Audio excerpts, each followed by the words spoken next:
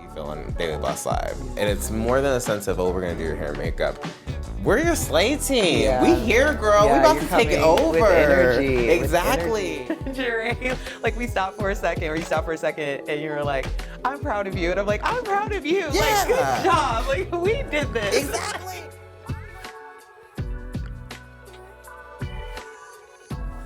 Welcome to Come Back with Erica Cobb, a community of folks like yourselves who are getting ready and staying ready for their next chapter.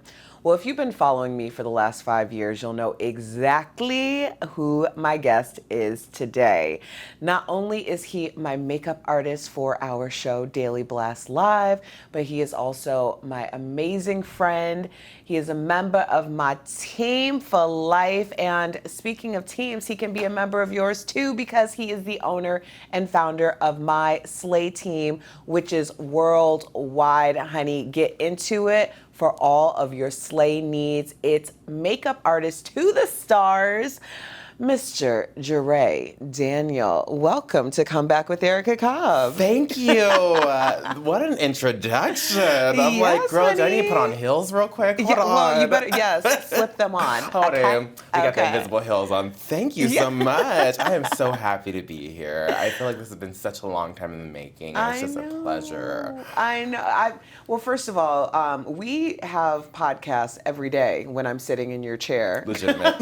Like, Y'all don't get to hear it all. However, Yes. it is live and in action. yeah, but we want to know more about you, because I have seen you blossom so much in the past 5 years. And, you know, we started Daily Blast Live, which is the daytime talk show that I host. And Jaray is the creative director. I mean, everything you see aesthetically, he is the head of the department and makes sure that the things do what they're supposed to do. As we should. So let me ask you, when you first started at Daily Blast Live, like that was a major transition for you in your life. What did you expect coming into that position? You know, I didn't know what to expect. I was in such a, as you said, I was in such a transitional phase of my life in which I was actually getting ready and preparing myself to move to LA. At the time, I moved to Denver for more opportunities. I came from Colorado Springs to Denver and had already been doing makeup for about 5 years at the time. So I was ready for that next progression in my career. And Spirit told me to get ready. Spirit told me, and when I say Spirit, Creator, Universe, whoever you believe in, it's fine. But Spirit was telling me to get ready at the time. So I was getting myself ready to go to LA and to work on a TV show. And that is what I told myself on a daily basis. My man knew, my friends knew, my family knew, that's just what it was. I didn't expect for the TV show to come to me in Denver. And when I got a call from a previous artist that I used to work for, she actually was already working on the show, and she was like, hey, I'm going to go ahead and let you know there's this really good opportunity. I can't tell you what it is because it's NDAs. Everything was under wraps at the time. Non-disclosure agreements for those of you who don't know the lingo. However, at the time, DBL was not started yet. Everything was still under wraps at the time. And I was like, girl, I've heard shoots like this before, okay? I've heard of some friends working in the adult film industry and just showing up You to thought a it was job. porn? I thought it was porn, girl. I swear. She wouldn't give me any info. I literally, and so I'm over here like, honey, I'm booked and busy. I have weddings galore, girl. I was working as a brand artist, educating in Nordstrom and Sephora and Ulta's. Your boy did not have time for the shenanigans. It was too much. So instead, I was like, you know what, Miss Thang, I'm good. I don't want to work in that business right now. No tea, no shade. Sex work is good work. That's cool. However, it wasn't for me at the time, and I was already booked. And she was like, okay, like, that's fine. And I was like, cool, girl, whatever. 2 weeks later, she calls me again, and she's like, Jaray, you need to come in and do an interview for this show. And it's going to be a walk-on interview, and it's a TV show. It's not porn. I was like, why did you say that? Yeah. You know, like, that's totally different. That's not really a big deal. Yeah. So I was like, okay, let me move some things around. I'll come into your little TV show. In my head, I'm thinking like, girl, this is some PBS special. They want me to show up and go do paint face. That's fine. I'll make a check. Green is green to me, honey, but I'll come through real quick. I did not know I was stepping into my future that day whatsoever at all. I was told to prepare for 7 hosts, my bad, and I never had worked on a production of that size. I worked on smaller little independent films at the time, but I think it's Bethany Frankel who says this. It's perfecting the art of saying yes. And I will never, ever, ever not utilize that skill set, because if I know in my heart I can do it, if someone comes to me and they're like, hey, can you do this? Then if I can say yes to it, I'm going to say yes. It's nothing crazy. Unless it's like, it's not, it don't work, I would have done. But like, I just wasn't interested in like a one day we are gig. porn positive. Period. It was just, the nature of your work environment at that time. And that wasn't for you. Yeah, period. So, I think it's funny that you thought that Daily Blast Live was going to be a porn shoot. That's just always going to be hilarious to me. But also the fact that you had created boundaries for yourself as to the type of situations that you wanted to work in. Completely. And I think there's a lot of power in that, because like you said, like there's, no tea, no shade on the porn industry or adult film industry or anything like that. But you had made some decisions that you were going to work, but you were going to work under your own terms. And I think a lot of people miss the boat on that, because, when you said green is green, but you also feel like all money ain't good money. And I think when we get distracted by, the dollars or the smoke and mirrors, then that is one of the easiest way to get distracted from our paths. Always. So when you said that the spirit, you were listening, that was so pivotal for me as well, because that's how we met. We were really walking into this new chapter in our lives, and we were just talking about how exciting it was that we could see these things, and we would say, in 5 years, we're going to be doing this. In 10 years, we're going to be doing that. And that pretty much started day one. Literally. Yes. We were in the chair, and it was so funny because I love all of my hosts on Daily Blast Live dearly. Erica just happens to be like my twin. We're 4 days apart for our birthdays. We're both Aquariuses. So there's a little, it's my sis. It's my good sis. However, it was so interesting to me because I remember showing up, or the day before I showed up, the artist who we were working with was like, hey, these are the people you need to spend extra attention on. And these are the people, the other people, just do whatever you're going to do on. Which was so funny to me because I was like, okay, first of all, girl, I'm going to be the makeup artist. I'm going to do what I need to do for the people that I need to do it for. And 100%, right. And it's not ever a thing of I never, and we were talking about this recently, I don't do looks based off of, I'm going to make this person look better than this person. I do looks that's based off of the personality, and I studied each and every one, all 7 of y'all, to ensure that I understood your looks. We had a different variety of people, and that had to be seen on screen as well. Now, this isn't just for TV. That's for bridal. That's for maternity. That's for anchors. That's for anyone who I do makeup for. I study what they're doing. Why are you utilizing this? What do you need from me today? Because it's more than just makeup. As you said, it's a creative aesthetic. And I wasn't doing that at that time. I was brought on for makeup, but I see the overall aesthetic, and I have to match your look for that. Yeah. So when I studied each and every one of you, for you, there was always a different pizzazz. You're not afraid of a beat, my friend. Yeah, no, I'm not. Period. I welcome a beat. Okay. Day one, I come in and she's like, so I really like a nice heavy wing liner. I want this complexion. I was like, uh-huh. And in the back of my head, I'm like,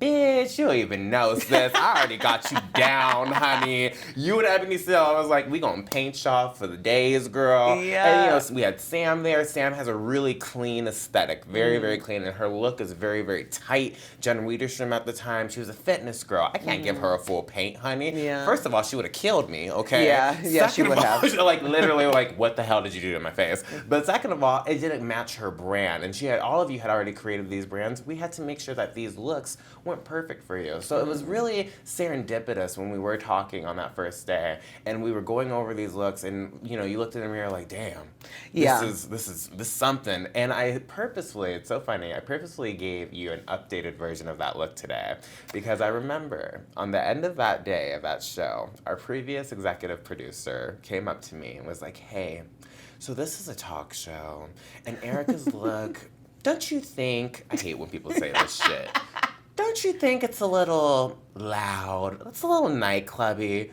Mind you, they were sticking Erica up in the hub at the time, and she had 2 lines for the show in the beginning and at the end. And I was like, ma'am, do you want the show to start with a bang or what, honey? Okay, like I thought we was giving something, but you want to bring it down.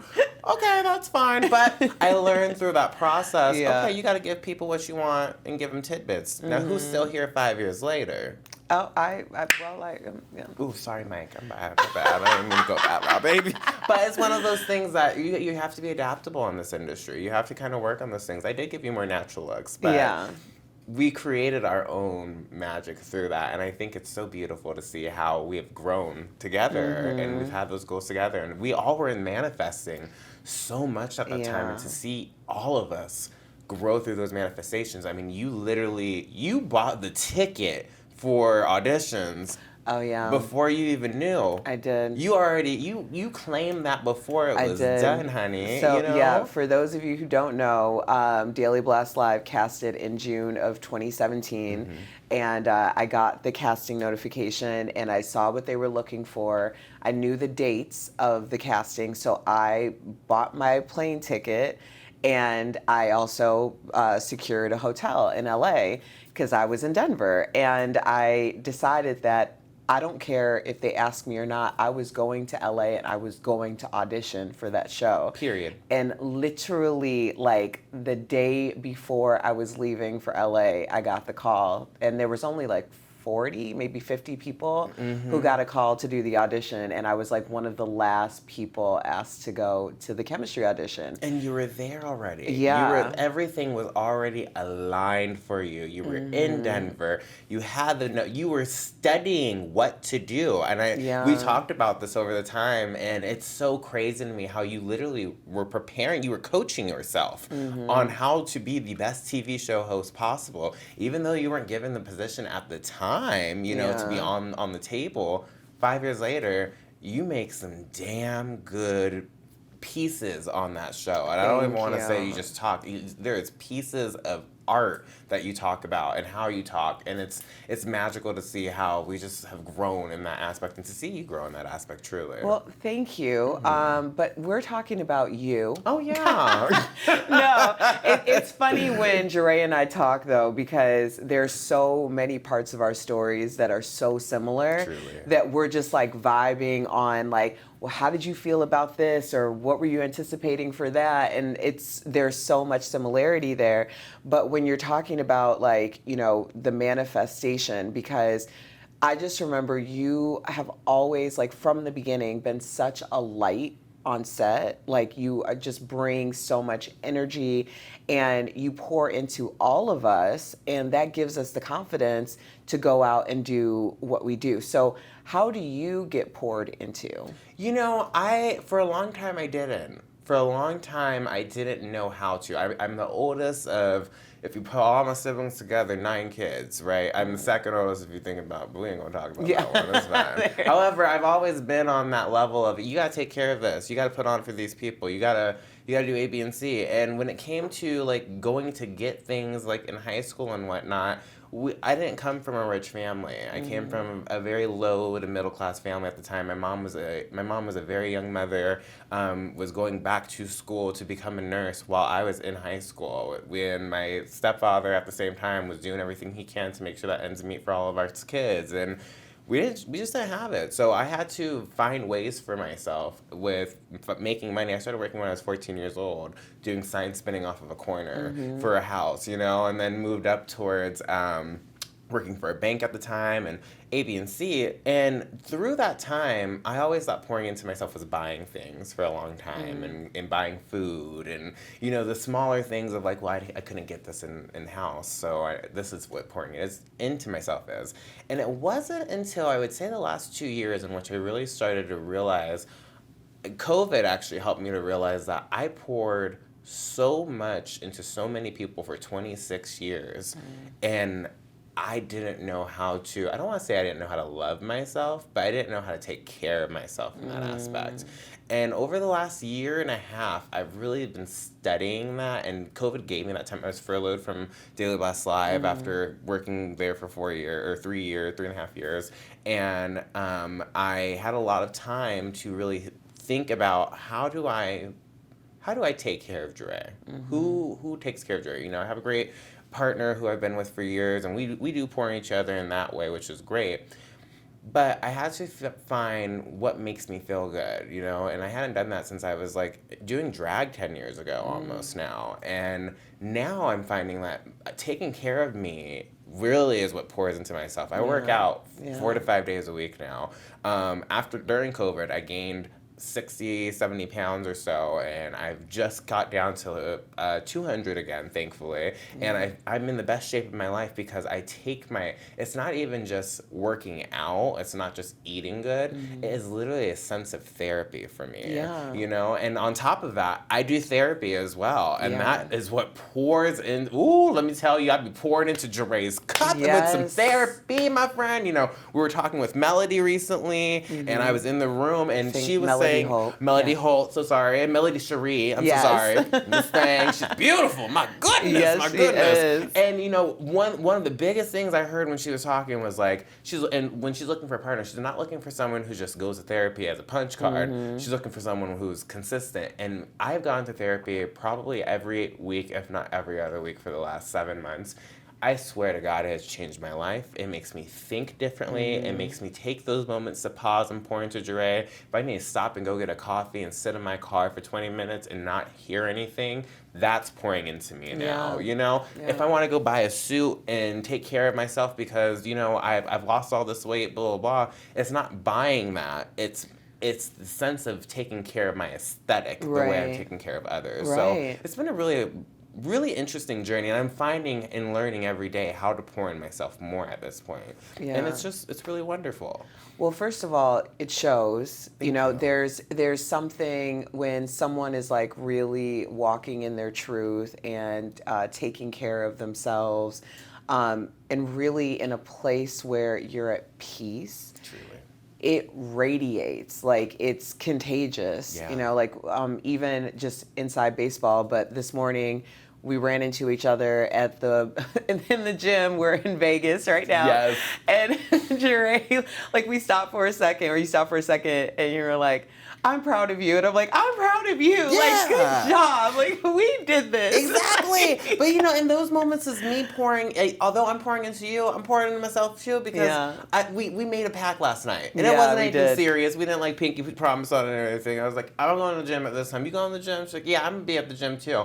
And it's just those moments when you take that with another person. That's also pouring into yourself by like not only making sure that you're keeping yourself accountable, but taking someone else by the hand and like, hey, if you want to do that too, let's do it together because you feel good. We drank a little bit, we ate a little bit, you know. It's Vegas. It's Vegas. You be, child, okay, them 50 pounds coming back real quick if I stay here for too long, let me tell you. But it's those moments, like, it's a sense of really being synergetic with yourself when you're like, okay, I'm going to do this for me and wake up at 8 a.m. and just taking care of yourself, the smallest things, really. Well, a part of taking care of yourself as well, and I can relate to this, we've gone through this journey together as well, but the idea of delegating, you know, like we have both gotten to points in our careers where there is so much asked of us that it is literally not possible for us to be every place all the time. Truly. So you have started this business, My Slay Team, and really I'm not even saying that you started it now because this has been going on for quite some time. Truly. But tell us about My Slay Team. So My Slay Team is a coalition of hair and makeup artists who I have united together, and I like to think of this more as an agency. We're not a bridal team, we're not a hair and makeup team, we're an agency for hair and makeup artists to connect artists to new positions, new projects, new gigs that they sometimes aren't able to get for themselves. And I created this company during COVID, actually. You know, being furloughed from my job, I ran into issues with unemployment as well, and there was at one point of time in which I wasn't receiving my base income for about 7.5 months.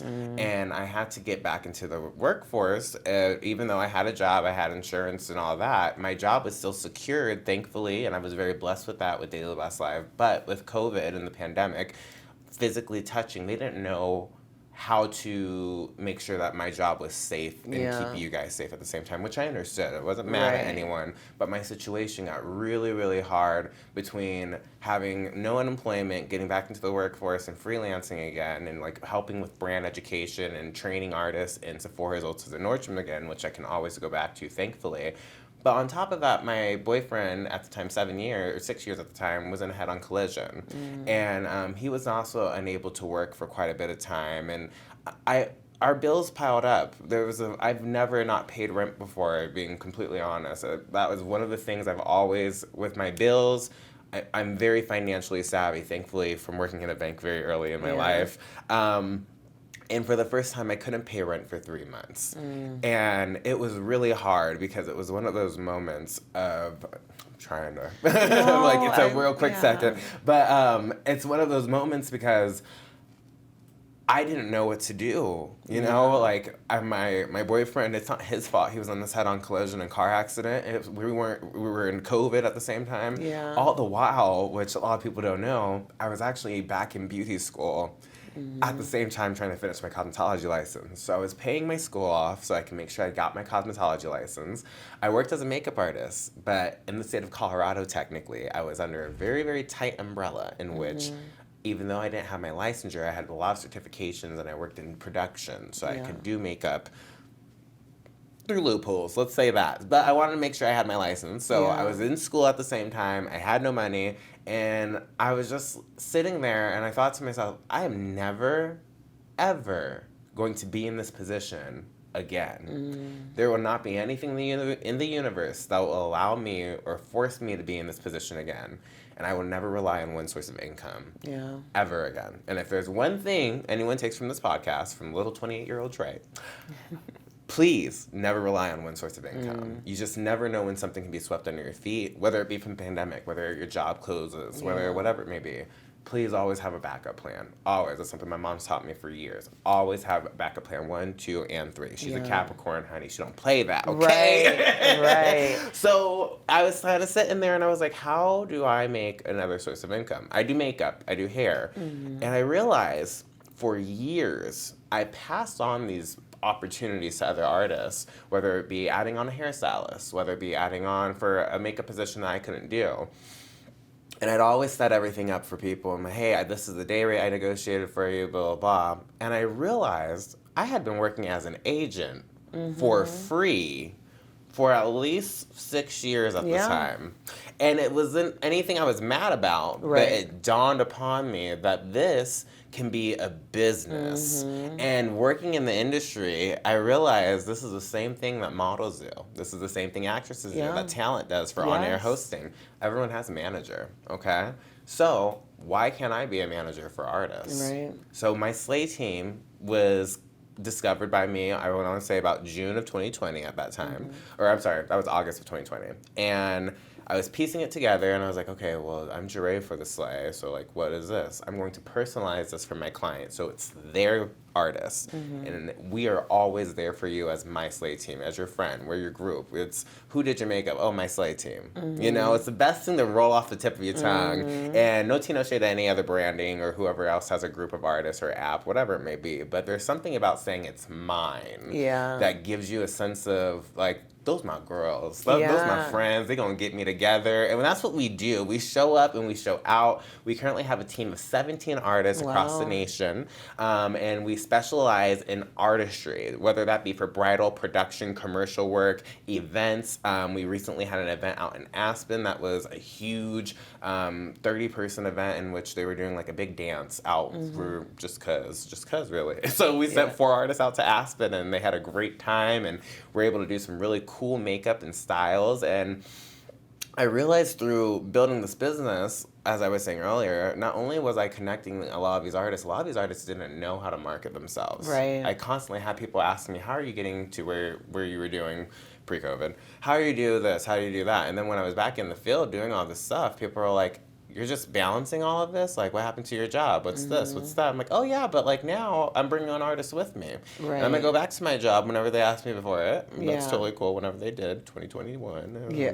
No shade. I love y'all. And, and at the time, I was like, okay, well, now I have 5 days a week back at work in the mornings, and I need other people to really step up for me. So I started having to delegate jobs that I would normally take on for myself to my other artists outside of the gigs that I would just send them for weddings and different productions. And what my Slay team really is, and what it's been holding tight to my heart with, is that it is an extension of me. I trust all of my artists, and I work with each and every one of my artists hands-on personally before they ever go in the field. All my artists are licensed cosmetologists, hairstylists, makeup artists, estheticians, and these people are skilled individuals. You know, I have a few of my artists who actually work on DBL and come in as a freelance artist. We've had a couple artists who, you know, they work on different commercials for the Hilton, for Marriott, for so many different talents. So when I'm sending these people, it's serious business. I've worked so hard for my name in this community and our industry, multiple industries, truly. And knowing that there's a sense of when these people go out there for me, they do know that they're showing up for me. My name is on the line at the end of the day. But not only that, they're going to make that person feel just as special as I make you feel on Daily Blessed Live. And it's more than a sense of, oh, we're going to do your hair and makeup. We're your Slay team. We here, girl. We're about to take it over. With energy. Exactly. And all my artists do. It's wonderful. Yeah. Well, I mean, I am so proud of you because I've seen this whole transition. I just want to give some keys to my comeback community because what you were talking about was this setback season during COVID. Yeah. And, you know, I thank you for your transparency, and I know how much you were emotional, and it makes me emotional too because I know, you know, how that went down for you, and that I relate to that so much because my setback season, you know, I was just saying last night, it was years. I could not get a job for years. Right. So the idea of not being able to take care of everything that needs to be taken care of, and you know, you're drowning and you can't see the forest from the trees, and then all of a sudden you're like, oh, it's on me. What am I going to do about it? And that nugget about never be in a position where you are constantly depending on one source of income.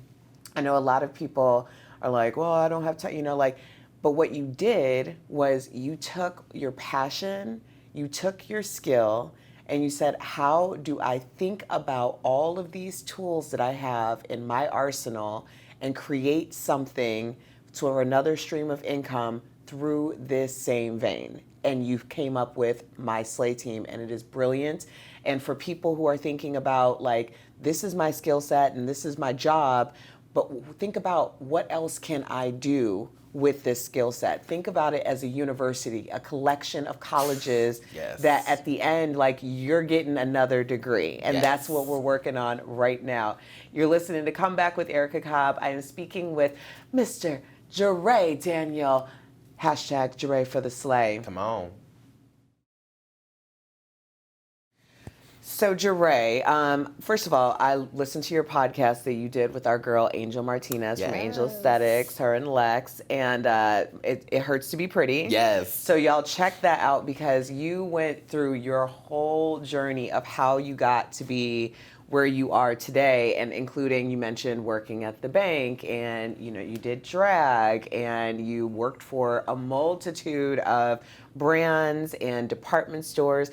And there was something about how working in department stores really prepared you for the diversity of people that you would go on to work with. Yeah. So at the time, was that something that you recognized? Like, you know, because everyone says 10,000 hours to master your craft. Yes. So was that a part of your 10,000 hours going in, or was that in hindsight like, oh, I just earned my 10,000 hours? It was in hindsight. I didn't recognize, at the time when I started working in department stores, I needed to get into the industry. I was clawing my way in. As you said, my first job was being as a fragrance holder in Dillard's to sell fragrances for a holiday season. I didn't even get hired on full time. They just hired me for the holiday season. And I took whatever I could get to make sure I was near some makeup brushes. I sold fragrances. I also sold makeup. I made sure I met two of my greatest friends at Dillard's that year, and they would help me and let me sneak over to the counters and sell stuff for them. They was getting all the credit no ways. I just wanted to sell the makeup. That's it. And it has been magical in hindsight looking back. And I tell people now all the time, people who are like, hey, how do I start becoming a makeup artist? For my journey, I could not have done what I do now without the tools I received on the job, doing on the job training back then. And it's truly, just like you said, there was literally the best thing about it working at Max and all these different department stores, Sephora's, Ulta's, Nordstrom's. You don't know who's coming in. Right. You don't know at all. You just be showing up, girl, and they show up too.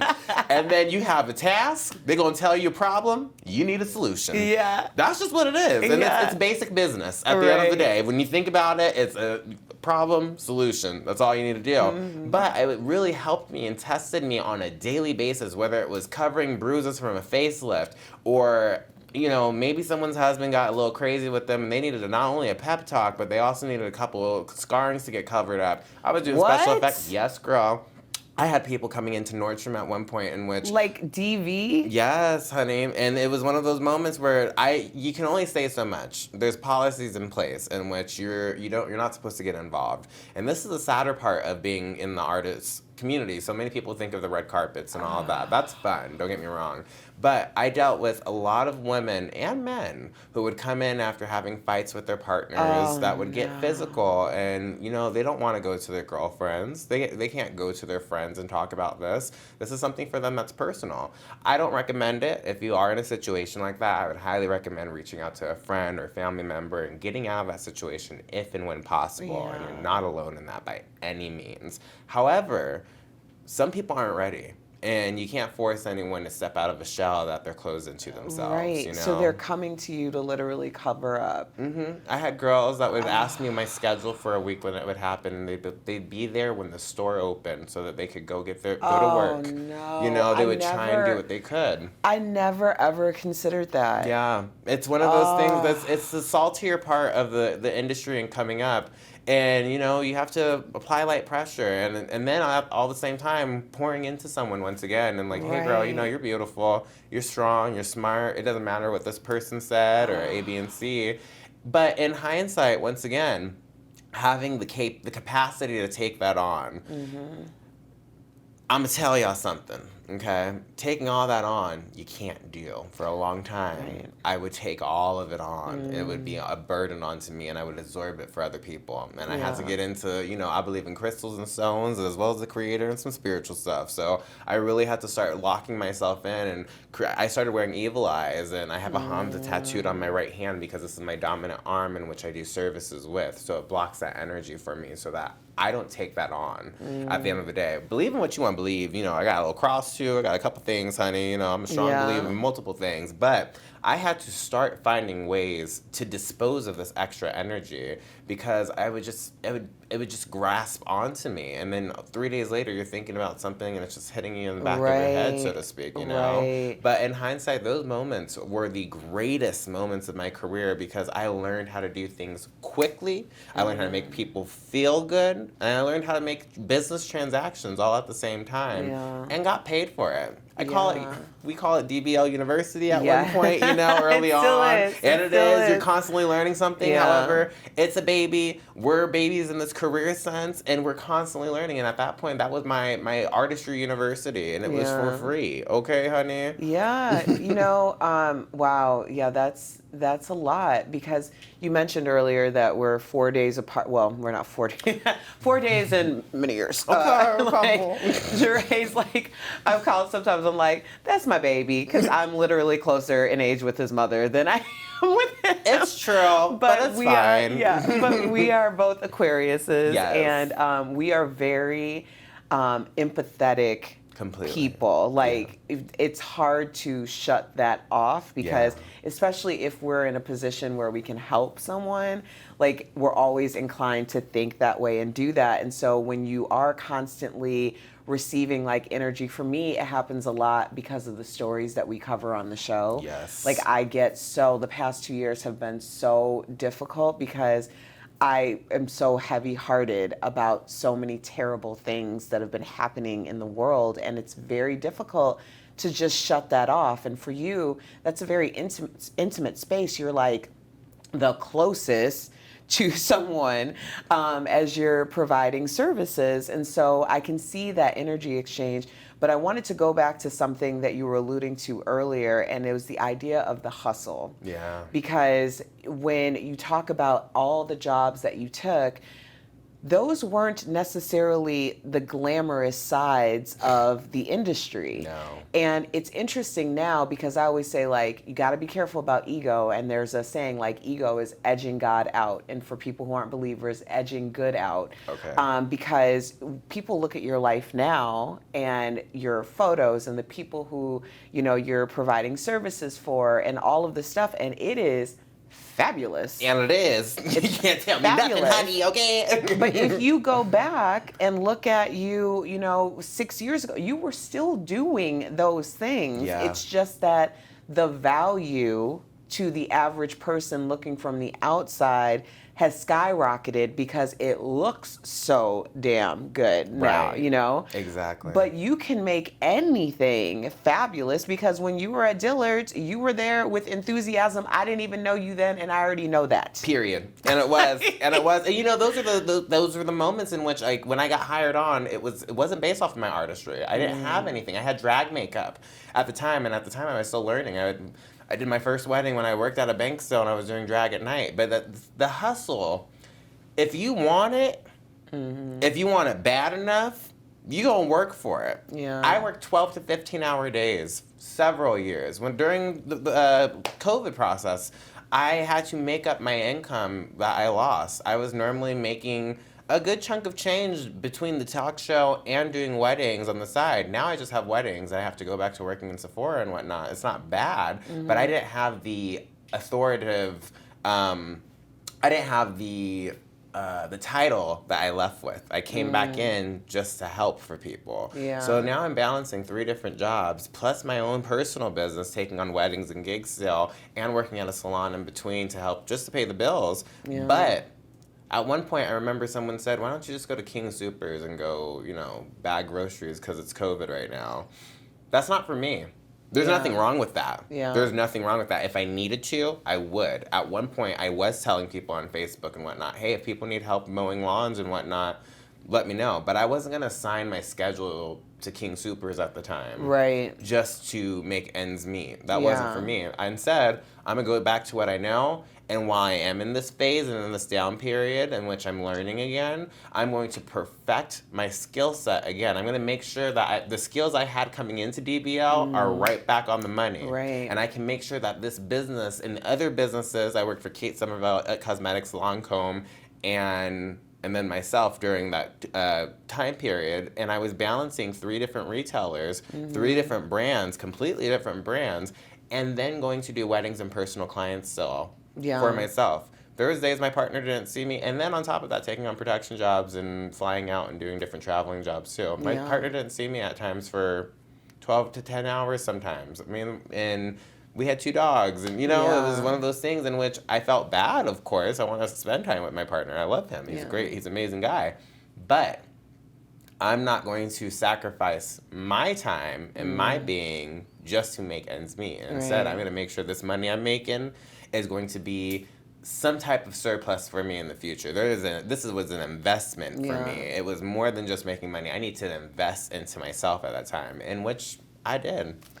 That's such a great example of like not letting ego dictate what you're going to do. Like not letting that, because there's something you said earlier that you always have something to fall back on. Period. And I want to clarify because in your position, and I know this because I've been in the same exact position, in your position, falling back on something or having something to, another source of income is all in the same category. Yes. And so when someone said, hey, go bag groceries at King Soopers, which if you were in a different industry, maybe that would have made sense. Totally. Or if you could use that, if you had less of a need for autonomy, that would have made sense. Most definitely. But you were doing all the things within your industry, and I had a similar experience. I worked for a local news station that I happened to work again for the parent company, but I was making $100 a week, and I was in that newsroom 40 hours a week. Now, was I required to? No, but it was very much a, oh, how the mighty has fallen, because I had a talk show, a radio show before that, and now I'm doing this for $100, and my title is less than what everyone else's title is, and I'm basically a glorified intern. And people really had a field day with that idea. But what they didn't see for me, and what they didn't see for you, because that's how short-sighted people are. Come back, community, come with me, okay? Take it in. It does not matter what it looks like to everybody else. When you have a plan and you are putting actions in step, people look at it like as if it happened overnight. No, it was happening when you were making fun of me. Okay. It was happening when you were doing your Hallelujah, How the Mighty Have Fallen chorus. And with your little job. And what is the saying? God will prepare a table for you in the presence of your enemies. Every time, honey. He will prepare a table. He will make sure that you are feasting in front of the naysayers when it is your time. Every time. Every time. Every time. And it was hilarious to me at the time, because I would have people come into stores and be like, oh, Jaray, we haven't seen you in 4 years. I thought you were doing the TV show. What happened? You're back. And I was, I'm furloughed. I don't have a job right now, actually. I do have my job still. Yeah. I just can't go do it because of COVID policies. Well, you're here, so why are you here? I need money. Right. I need, let's be real here, girl. Yeah. At the end of the day, I wouldn't be here for no reason, baby. I need money. Right. I need that check cut. I gotta catch up on rent still, And it was crazy to me, because all the while I'm working, representing these brands, I'm making these brands money. Now, it was hilarious at the same time. All these brands surplus. They all had a positive increase in this short time I was there, to where Makeup Forever, Kate Somerville, Lancome, It Cosmetics, they all saw it all raise up. And it was funny, because now I am faced with so many choices. Makeup Forever comes back to me. Hey, what about being an account coordinator for us? It Cosmetics. Hey, there's an account executive position open. Kate Somerville. Hey, do you want to do more brand training? Do you want to take on more training hours? Do you want... So now not only do I have all of these different jobs available to me, should I need to take them, because I worked my ass off to go back in when I needed to. While I was doing all of that, I'm passing out my business cards. Right. To each and every person. This is the reason why I'm not going to go work at King Soopers. Why am I going to go work at King Soopers when I know this ain't for a long time, it's just for a short time, for my season right then.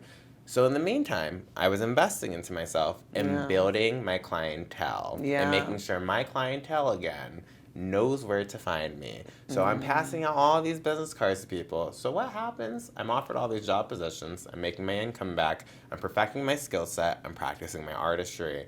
And I built up a new clientele list of 155 people. It was such a... Looking back, once again, it was one of those moments where I was like, I'm so glad this happened. Yeah. I wouldn't have been able to take the time. We were working 11 to 12 hour days before. Yeah. And I was doing school before that. I wouldn't known, and I didn't have the capability to do that. But with the blessing of Creator God saying, hey, I'm going to put you through this real quick so you can come back up gold dipped, I was able to really create a new magical sense in myself. Truly. I have chili bumps. I just love, first of all, Comeback Community, if you follow me, which I know you guys do on Instagram, you are very familiar with Jaray. His story, Jaray is family, okay? Period. So Jaray's always gonna be there, okay? Yeah, we ain't going nowhere. Even if he's not coming with an actual kit, Jaray gonna be there, okay? It's gonna be...